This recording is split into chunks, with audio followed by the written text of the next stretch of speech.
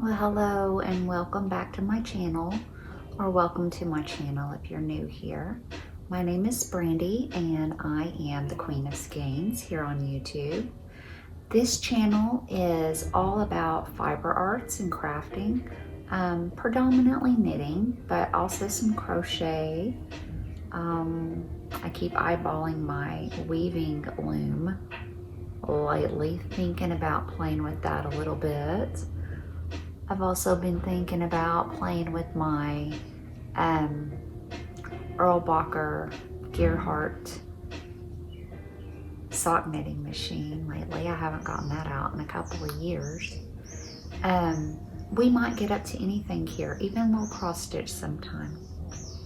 I wanted to start a new, kind of just a new series on my channel. I keep trying to think of ways to bring content that doesn't require large outputs of time and energy, which I have neither of at this time. So I wanted to start this new, maybe it could be daily sometimes. I'm thinking at least a few times a week I would like to do one of these. And not just for content for you guys, but for me as well, because this month in particular has been extremely busy for me, and I've just not had time to knit.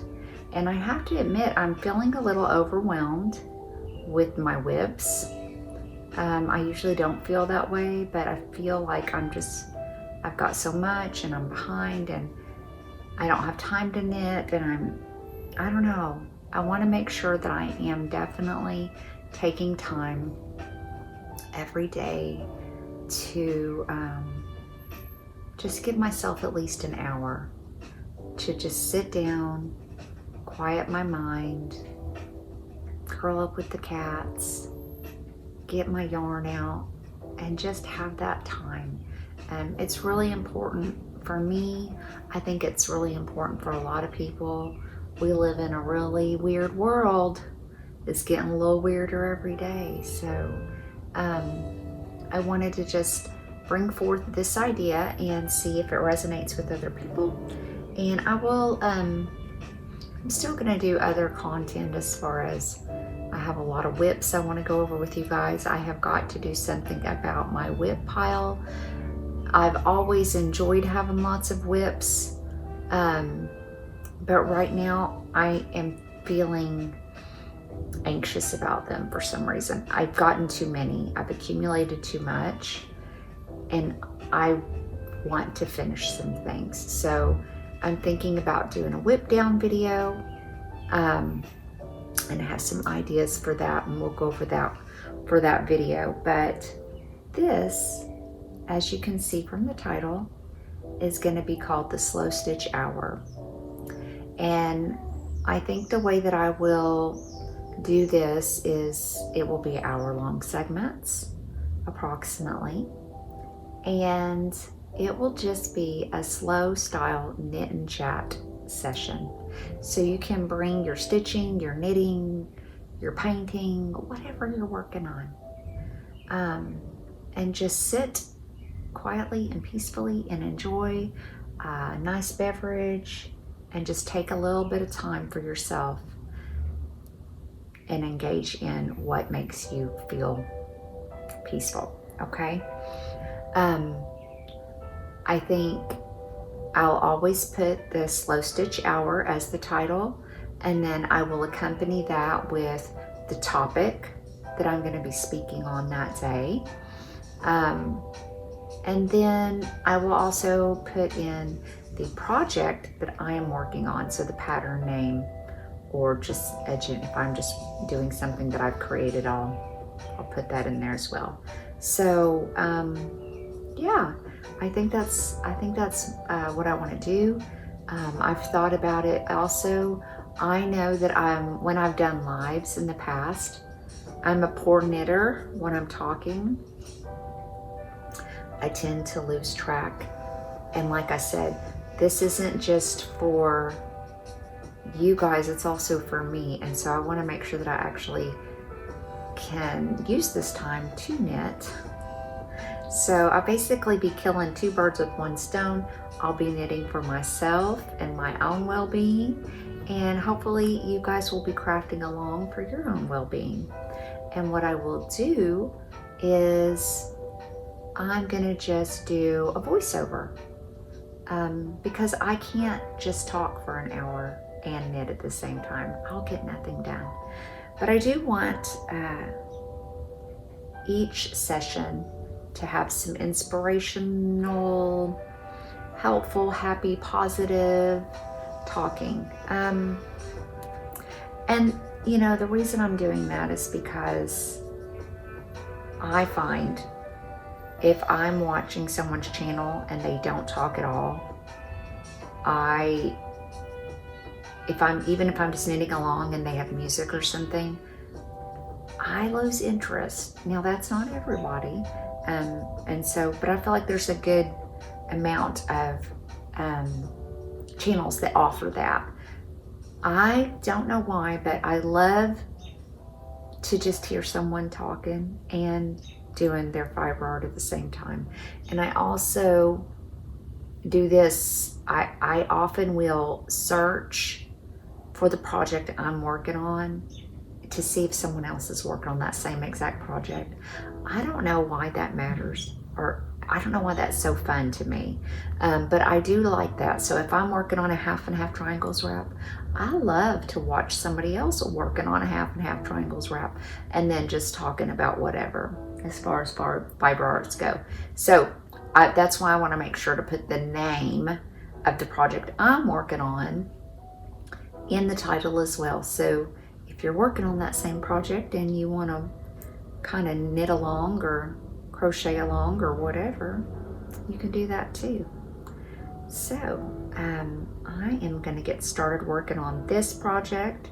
This is my cowl that I have hosted, the spring solstice cowl for the half and half triangle wrap. I am about 2 days behind. For those that wanted to have it completed by the summer solstice, which is when this cowl ends, I had posted up on my original video for the cowl a day-by-day schedule, if as it were, that if you followed that schedule, you would be completed by summer solstice. And I want to do that specifically because I'm the one hosting this cowl. It would be good to finish it. But also because I need another half and half. I have taken mine out. It's usually always here with me. I'm usually always covering up with it. But I need to de-pill it, and the cats have made a mess of it. So I have put it away and I'm going to wash it and de-pill it. But it needs to be able to have a rotation partner. So mine, I did let me see if I can kind of flip this. I've completed my first half. And my first half, I used all of I had purchased a linen quill minis set, the 40 skeins. I had completed a Joy of Color scarf. I do have that video of the completed item on my channel if you want to check that out. And I loved it so much, and I didn't want to waste one bit of this yarn. So the first half is all stripes of all 40 colors. And that half is done. And then because that's super busy, I decided for the second half, I would do pale oats, linen quill, pale oats. So I am, like I said, only a couple days behind. I have this much more to go, which seems like 100 billion miles, because we are now at that point where we are getting bigger. Each row gets longer each time. The half and half triangle wrap is done in short rows. So I'm knitting across, wrapping and turning, knitting across, wrapping and turning. So anyways, that's what I'm going to be working on today. And we'll just see where we get to in the next hour and a bit. All right. I am going to commence with the knitting.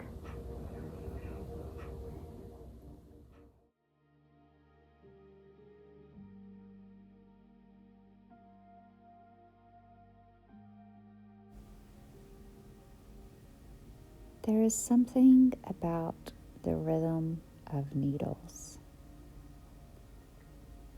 The soft, steady click of them, the way that the yarn moves through your fingers again and again and again.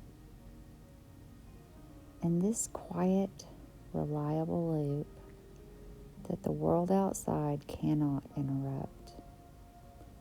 No notifications, no deadlines, no one asking for anything, no one needing anything of you, except that you just simply continue. Just one stitch and then another.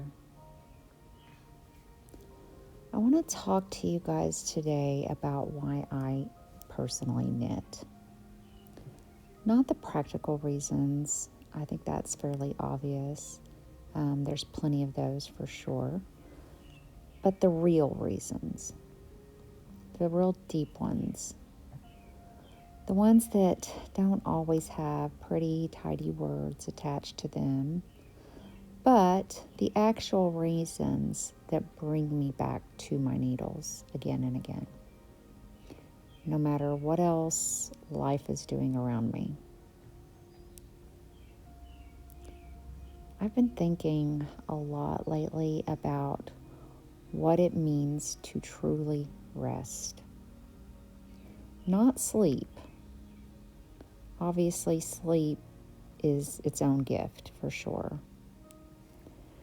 What I mean is the kind of rest that happens while you're still awake, while you're present. Rest that can happen while you're still engaged with the world. That kind of rest that fills you back up rather than just emptying you out. That's what knitting really is for me. And I suspect that if you're here watching this right now, it might be something like that for you also. So, if you don't already have a project, go ahead and grab one and let's just sit together for a little while. Let's just stitch and let's just talk about it.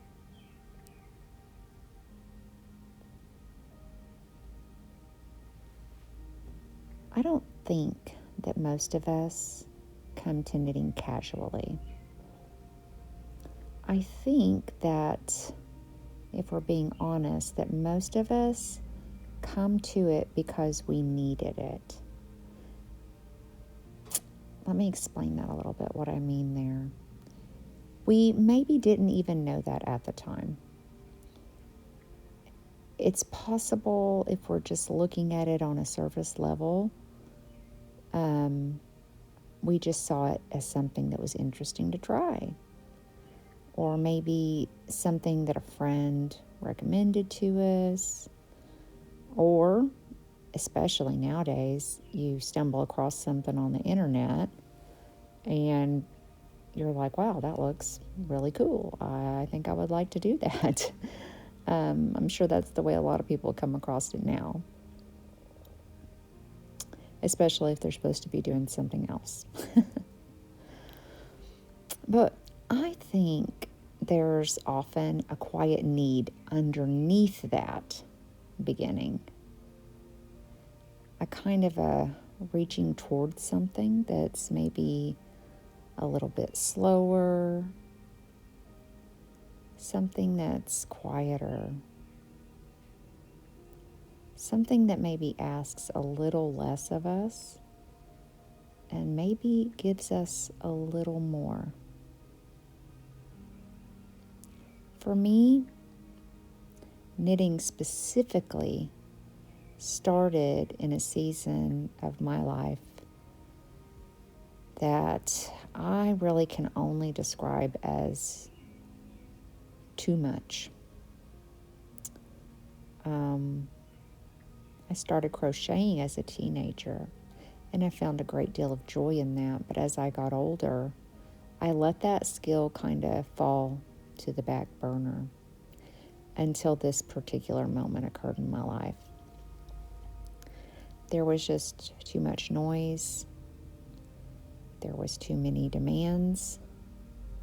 And there was just too much of everything that depletes and not enough of what restores. I found myself running on a kind of energy that isn't really energy at all. It's just momentum, to be quite frank.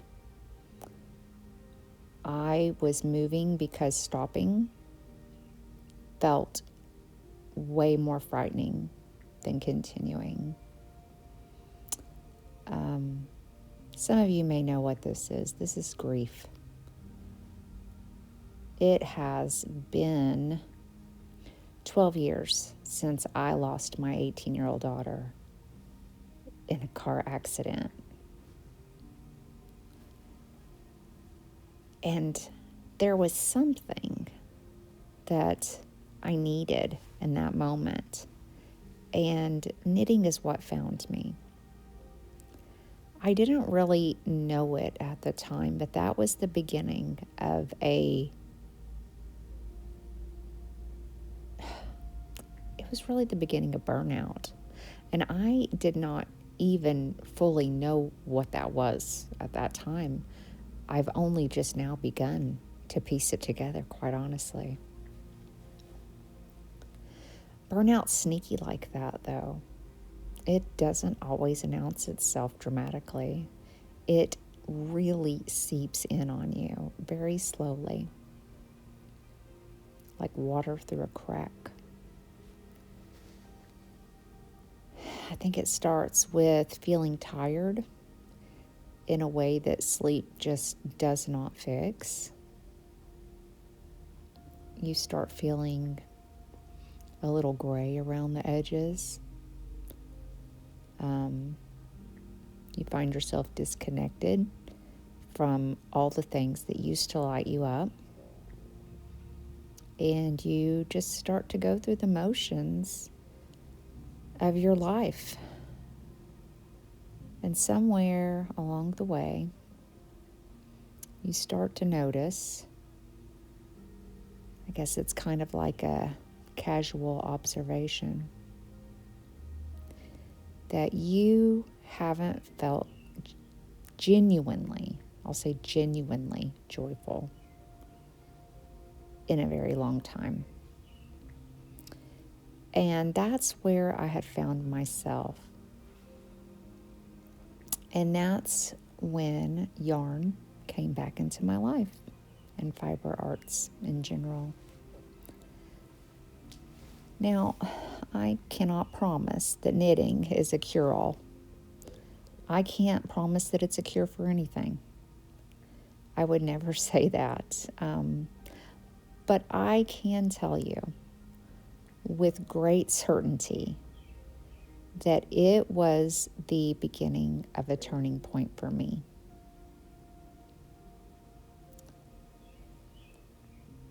And the more that I've learned about the science of what knitting does to the brain specifically and to the body, the less surprised I am by that, honestly. There is a science in slowing down.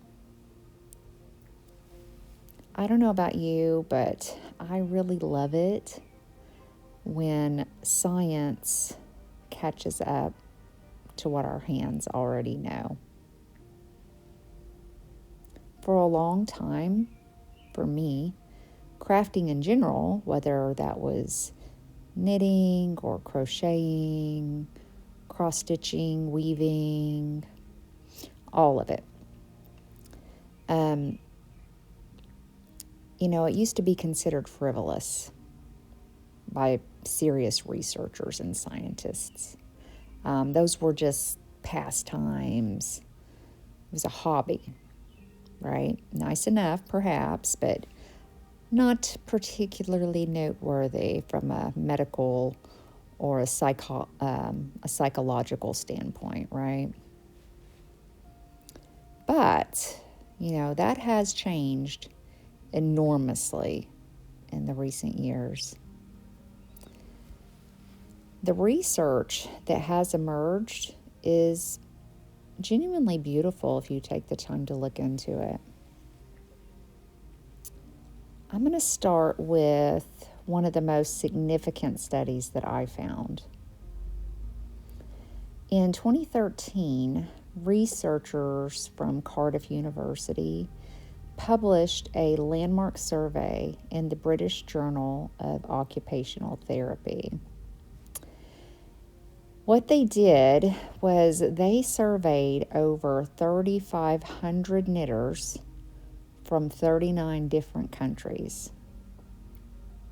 That is a remarkable breadth of participants, by the way. What they found was striking. The vast majority reported that knitting specifically for relaxation and stress relief was their why. And among those who reported feeling sad or depressed before they sat down to knit, more than 81% reported feeling happy afterwards. And over half reported feeling very happy. Less than 1% of the 3,500 participants stated that they remained sad after knitting. That is noteworthy, okay? Less than 1%. That is not a small thing. That is well beyond the statistical amount of change needed for something to be scientific fact, basically. That's a very meaningful shift in emotional states. And it was achieved simply by picking up needles and yarn and just making something. The study also found a significant relationship between how frequently someone knitted and how calm and happy they reported feeling, meaning that the more that you do it, the more benefit you receive. It becomes, over time, a kind of cumulative gift that you can give yourself, right? And there was more. So, research has shown that the repetitive motion of knitting, the very rhythmic, predictable, bilateral movement of working with both hands in a steady pattern, actually activates the parasympathetic nervous system. Now, that's the part of your nervous system that's responsible for rest and restoration. It's the opposite of your fight or flight response. And I know that many of us live in that state constantly without even realizing it. When your parasympathetic nervous system engages, this is scientifically proven, your heart rate slows, your blood pressure lowers, your muscles begin to soften and relax. Your body remembers on a psychological level that you are safe. So think about that for just a moment. They know that the bilateral movement of our hands while we knit engages the parasympathetic nervous system, and that by engaging the parasympathetic nervous system, all of these biological things happen in the body, and when that is activated, it tells your body on a psychological level that you are safe. That's incredible, honestly, if you really think about that. There is also some research from the Benson Henry Institute for Mind-Body Medicine at Massachusetts General Hospital that suggests that knitting can lower the heart rate by an average of 11 beats per minute. 11 beats per minute just from the act of stitching. I also found on a neurochemical level information that shows that knitting appears to trigger the release of serotonin, and that is that beautiful neurotransmitter that promotes feelings of calm and happiness and well-being.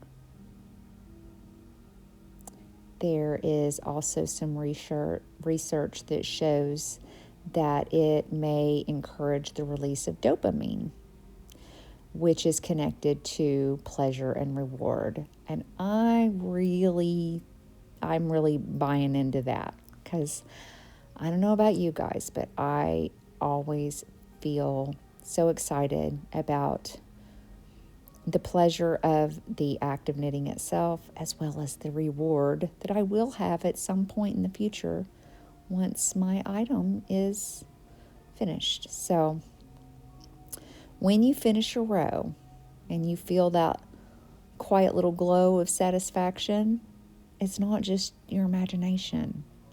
That is your brain actually rewarding you with this chemistry, right? It's happening all the time when you're knitting. We've been right about this all along, guys. We just didn't have the language for it yet. But people that are taking the time to research are bringing that language to the table now. So it's pretty cool when you think about it.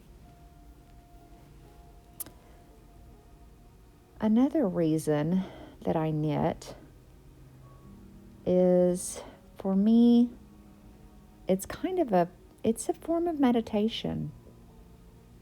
So let's talk about that for a moment.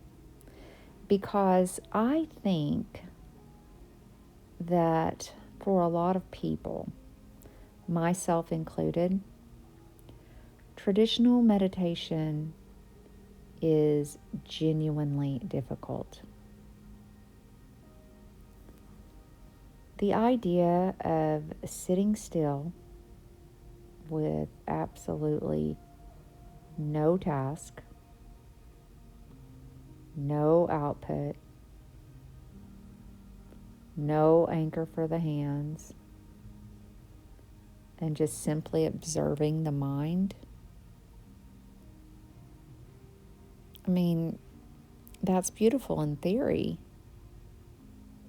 And I think that for the people who can access that type of stillness, it is a profound practice, a life-altering practice.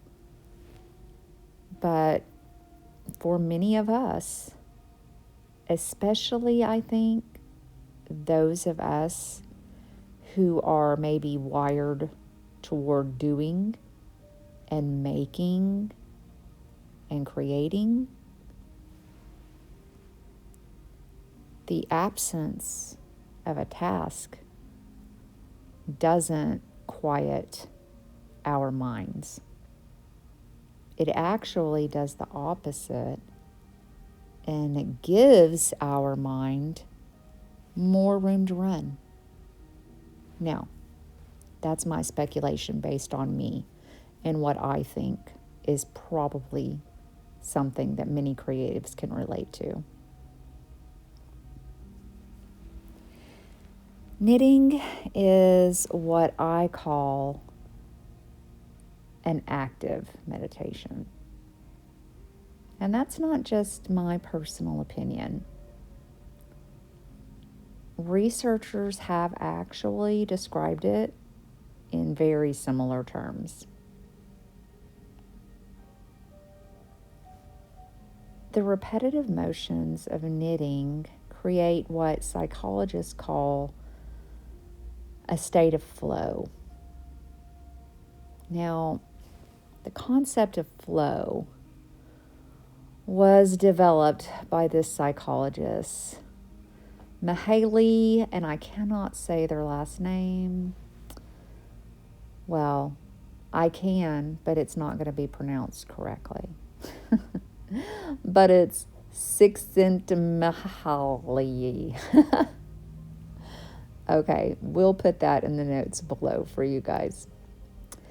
Anyway, so the concept of flow was developed by this psychologist, and it describes that experience of being completely absorbed in an activity. Now, this is a time out of time. It's where time seems to actually dissolve. It is where the internal chatter of the mind goes quiet, and where you simply and fully are here in the moment, in the now, with this task you're doing, right? A lot of athletes talk about this. Musicians, artists, and knitters, it turns out, experience it regularly. So, the reason that knitting is so effective at inducing a flow state is that it sits at precisely the right level of challenge for the mind. Now, obviously, there are very intricate patterns that would be impossible to get into a flow state with, but just in general here, okay? A general pattern, it's not so simple that it becomes boring, but it's not so complex that it creates anxiety. It keeps just enough of your attention engaged to stop the mind from wandering into worry,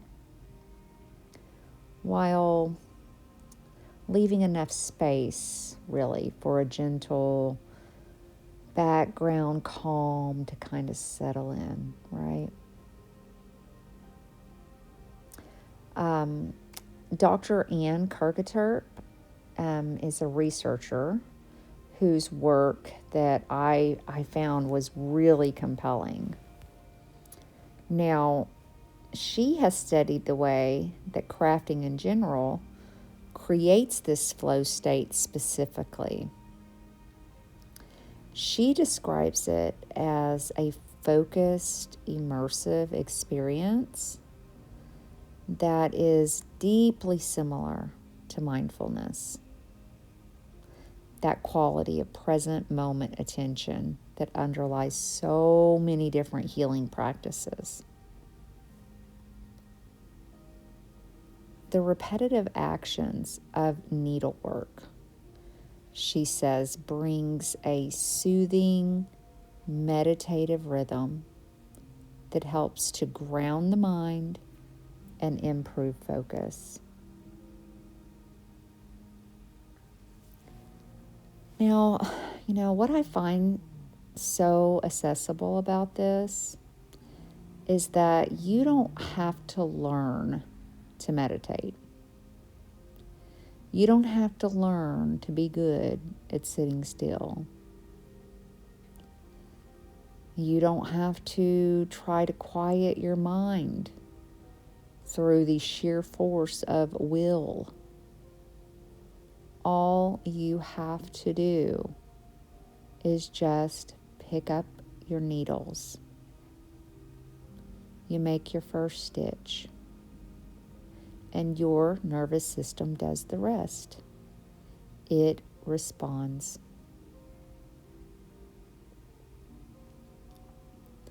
The mind settles because it has something gentle to hold on to, unlike traditional meditation.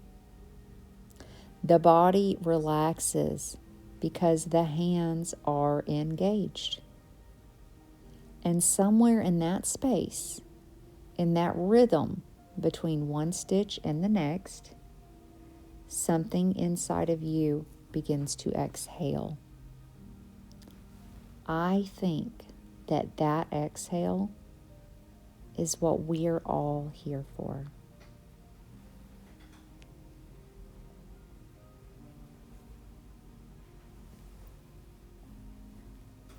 Something else that I want to talk about specifically, kind of bring it back to this actually, is knitting and burnout. Okay? I really want to go just a little deeper into burnout because I honestly think that it is something that a lot of us carry quietly and don't name out loud. We live in a culture, a hustle culture. We live in a rise and grind. You know, I can think about this all day long. My grandparents worked hard. They did not hustle. They were not lazy. My grandfather owned a farm. My grandmother was a homemaker. She got up long before the sun came up, and she was cooking, and she was mending, and she was cleaning, and she was gardening, and she was a carer, and she taught her Sunday school class, and she raised children, and she cared for animals. And the list does not stop about what that woman did as a homemaker. But she did not hustle. She was content and she was happy. And every task was done with love and joy. And I do not think that slow living means laying in bed all day not doing anything. I feel like there is a shamefulness that people have when they feel this need to slow down, because I think that with the way our culture is, it makes them feel like they're not good, like they're not doing enough. And I just feel that that is so far from the truth, okay? So, burnout is a state of chronic exhaustion, and it is not just physical. It is emotional, it is mental, and it's physical. It results from a prolonged stress without adequate recovery. It's simple math, right? It's not just being tired. It's a kind of depletion that touches everything. It will destroy your motivation. It will take away your creativity. It will suck out every bit of your sense of joy. And it can destroy your ability to feel connected to people and to the things that you actually love and the things that you actually used to love doing. Burnout has this unique ability to make ordinary tasks feel monumental, and it can make rest feel impossible, even when you have time for it. It can make you feel,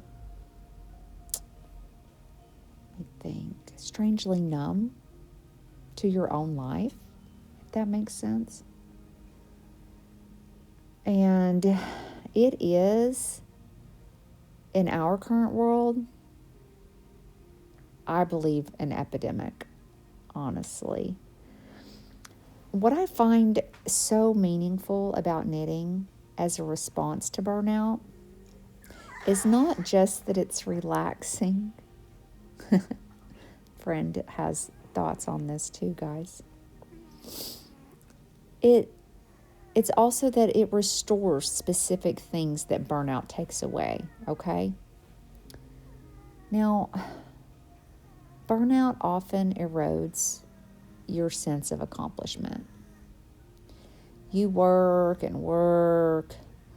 the work just never ends, and the results are often invisible or uncelebrated and at the very least unacknowledged. Whereas with knitting, that gives you something that burnout cannot. Tangible, visible, undeniable progress. You can see it with your own eyes. That row is longer than it was 5 minutes ago, right? You can hold the finished object in your hands and know with absolute certainty that you made this.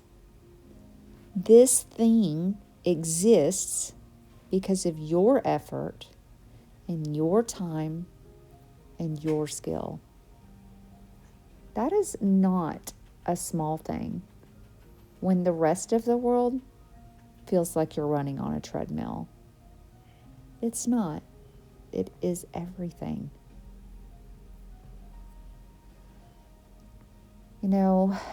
As I researched more on needlecrafts,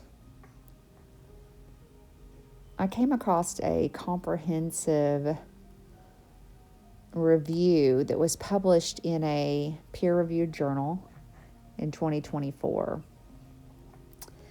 And it examined 25 studies across knitting, crocheting, sewing, embroidery, and other needlework, right? And it found an overwhelmingly positive effect on mental health across the board. One of the specific themes that emerged was what researchers call a sense of purpose, achievement, and satisfaction. It's that feeling of meaning that comes from making something with your hands. If you guys are wondering what that is, it's Friend. He's sitting right here on my shoulder like a little parrot, snoring and wheezing into the microphone. So, what was I saying? I digress. Knitting has also been specifically associated with reducing burnout and compassion fatigue, particularly in healthcare workers who often carry enormous emotional weight. This I can attest to. If you've been on my channel before, you will know that I am a respiratory therapist and that I recently left my job in healthcare for a sabbatical. But compassion fatigue, it is real, it is heavy, and it can be very difficult to deal with. And you don't have to be in healthcare to have it, just so you know. Now, knitting gives burnout something that it cannot metabolize, and that's completion. Every finished stitch is a small, quiet victory. Every completed row is proof that you are still capable of making something beautiful. And there's something else, guys. One of the things that burnout often does is it disconnects you from your body. When you are running on chronic stress, you live almost entirely inside your head. You live in the thoughts and the tasks and in the lists and the worries and so on and so forth. You will lose track of the fact that you have hands and a body and that you do exist in a physical space when you get lost in your own mind like that. The very tactile nature of knitting can bring you back into your body. The feel of the yarn between your fingers, the warmth of it, the texture, the weight of the needles, the slip. Your hands remember what your mind has forgotten. That you are here. You are present. And that you are, right now, safe.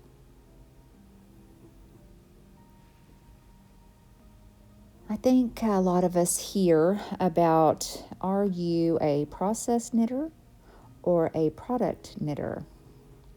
And it's fun to listen to what different people have to say.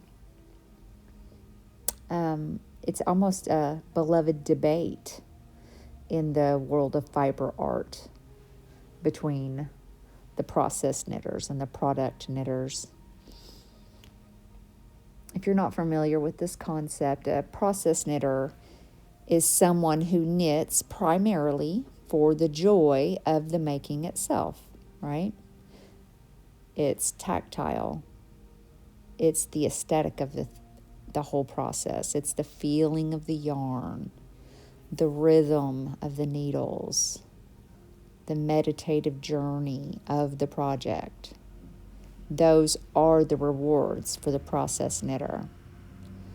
The finished object is almost secondary. What actually matters to the process knitter is the act. A product knitter is someone that's driven by the vision of what they're creating. They want to see the finished sweater, the completed blanket. They want that perfect pair of socks, right? The making is the means to the beautiful end that they are creating and working toward. The reward for them is holding that finished thing and knowing that it exists, right? Most people in the knitting community will tell you that they fall firmly into one camp or the other, for the most part. I will tell you, with great affection for both sides of this conversation, that I absolutely refuse to pick a side. I'm team both, okay? I think that the most honest and complete version of a creative life does hold both of these experiences simultaneously, and that there is a profound peace available in learning to love the making and the made thing with equal warmth. Here's what I mean. When I sit down to knit, the process itself is genuinely nourishing to me. I love the feel of the yarn. I love the meditative quality of the rhythm I'm creating while knitting. And I love the way that time moves differently when I'm stitching. Things feel slower, gentler, kinder. I can create this whole space, right? I can light a candle. I can have a hot tea. I can have a cozy blanket. I can have a lap full of cats. I just love the sensation of being absorbed in something that asks nothing of me except attention and presence. That is the process knitter in me, and she is a happy girl. Okay? But I also love, and I want to be very honest about this, I love the finished thing. I love seeing something emerge from what was just like a very short while ago a simple ball of yarn. I love creating. I love manifesting this new item into existence. I love the creativity of it. Every part of it, the choosing of the colors, the texture, the patterns. I think this is why I've become a little bit of a yarn snob lately in my older knitting years. It's all part of the vision of what something will become, and then the actual astonishing moment when it actually does become. I love the gifting of it if it's going to someone, because giving someone a handmade thing and knowing that every stitch was made by your own hands in your own time with your own care woven into every single loop, I don't know what could be more thoughtful than that. And I think I genuinely believe that being both a process and a product knitter, it is not a contradiction. It is a completeness. Because you know what? Here's what I've noticed. When I allow myself to love the process, the making becomes its own reward, and I never feel like I'm waiting for the good part. The good part's happening right now with every stitch. But when I also allow myself to love the product too, I have something to look forward to, something to move toward, right? Something that gives the entire project a kind of gentle narrative. There's a beginning and a middle and an end. And that makes an entire cohesive story. And it's my story. And it's your story. It's our knitting story, right? As a creative person, I've come to believe that this dual love of process and product is actually one of the most generous things that you can offer yourself. What it means is that there is no bad moment in the making. The middle rows of a project, which can sometimes feel endless, are still beautiful because you love the process. And the casting off and the finishing and holding up your completed work, that's also beautiful because now you have the product that you can love forever. Every single stitch, from the cast on until the final bind off, gets to matter when you embrace both.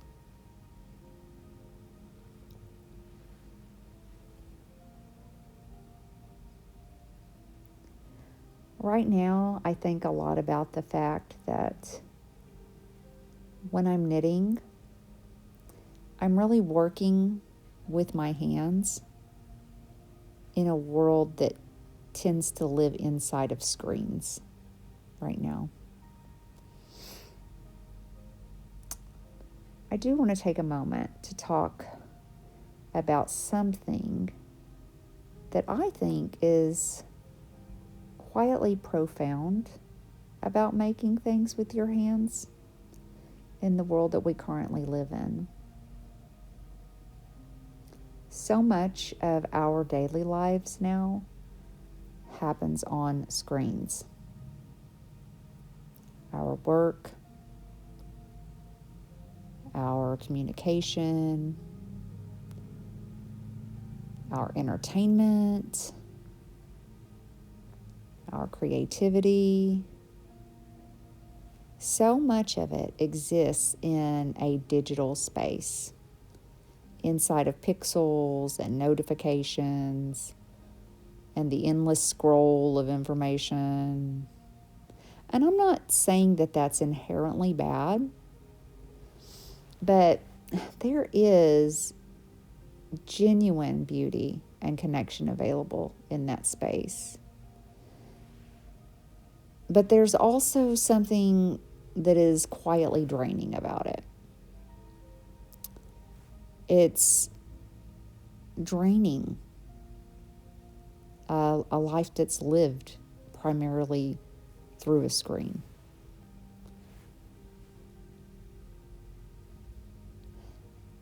The human hand, in and of itself, is a very astonishing instrument, okay?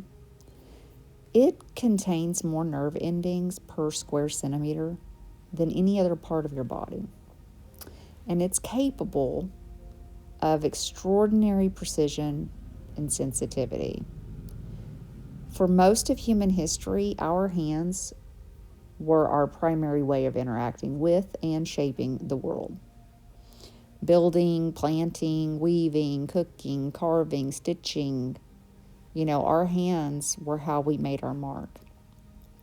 And now for most of us, our hands mostly just type and scroll and swipe, right? And that's, why knitting is, among other things, it's almost like a reclamation of ancient intelligence. It's a remembering of what our hands are for. And there is something that happens in your brain when your hands are engaged in skill, tactile, rhythmic work, something that no amount of screen time can replace. Research has found that knitting engages both hemispheres of your brain simultaneously, in case you didn't know that. The analytical left hemisphere counts the stitches and follows the patterns, and the creative spatial right hemisphere envisions the finished project and responds to color and beauty. And this bilateral engagement is one of the reasons that knitting has been linked to improved cognitive function, better memory, and even a reduced risk of cognitive decline as we age. So there's another great reason to knit. But beyond the neuroscience, and I think this is worth sitting with, there is simply something deeply satisfying about working with your hands in a way that creates something real, something that exists in the physical world, something that you can touch and hold and give and wear.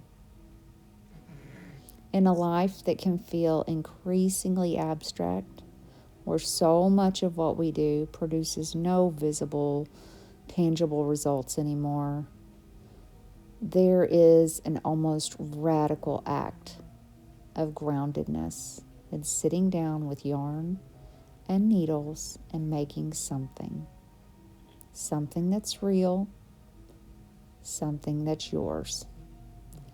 I find this enormously comforting, and I suspect that most of you do also.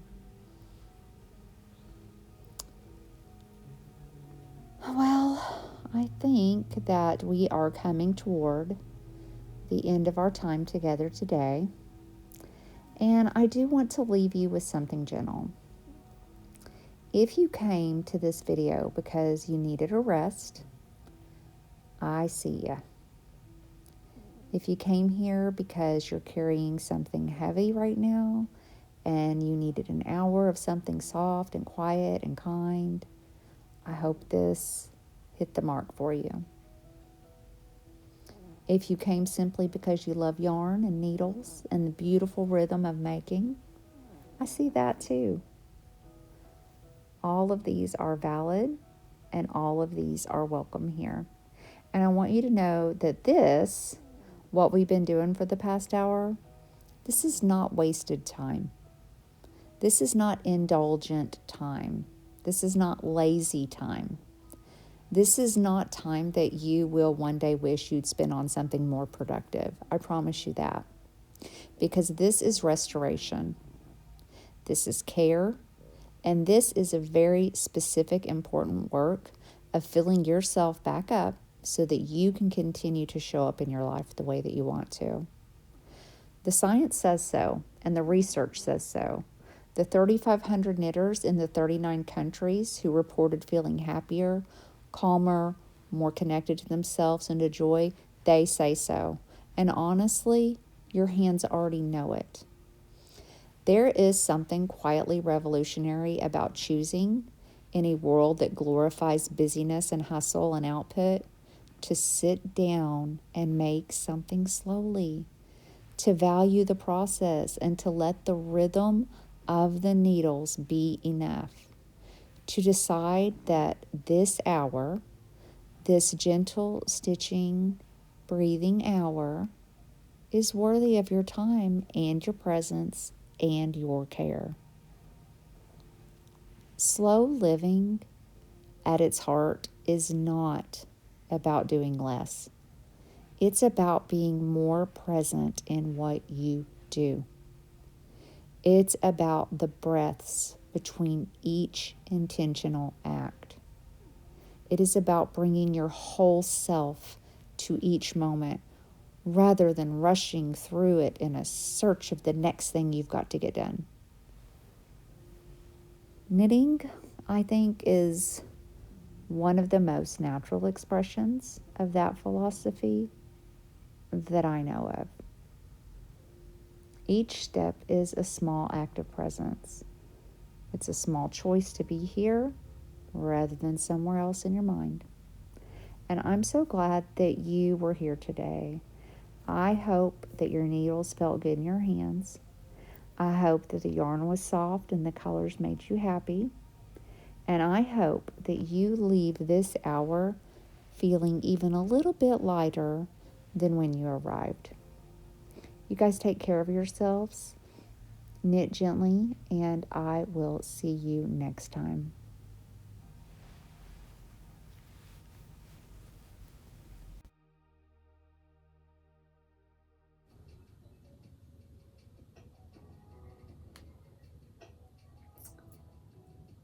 Okay. I got a little bit more done today. I'm making good progress. This is just going to be so beautiful. I cannot wait. Can hardly wait. All right, guys. Well, I hope that you had a good stitching session and that you enjoyed this video format. Please feel free to leave some comments down below with any suggestions that you might have, any ideas on topics that you would like to see show up in these stitching hour, slow stitching hour episodes. And if you don't mind terribly, if you would subscribe to my channel, give me a like, that helps me out a whole lot. One of the other things that I do besides just stitch is I am a volunteer foster for Safe Haven.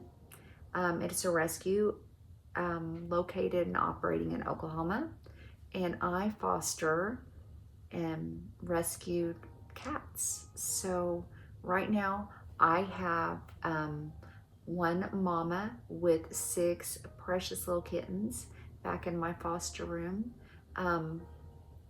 And as a foster, if you have ever done that, you know that you can also accidentally fall in love and have foster fails. So I have 9 residential cats.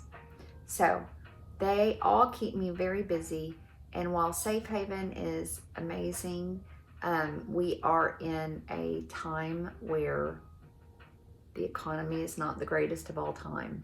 So while Safe Haven covers all of the vetting and getting fixed and shots and microchips and everything for the kitty cats that I foster, I try to help out as much as I can with their food and water. So by subscribing to my channel, it does help me also get closer to monetization, which I intend to use to help with the foster babies. So thank you for being here today, and I always appreciate you guys, and I hope that you will join me again for the next episode of this, right? All right. Thank you guys. Bye.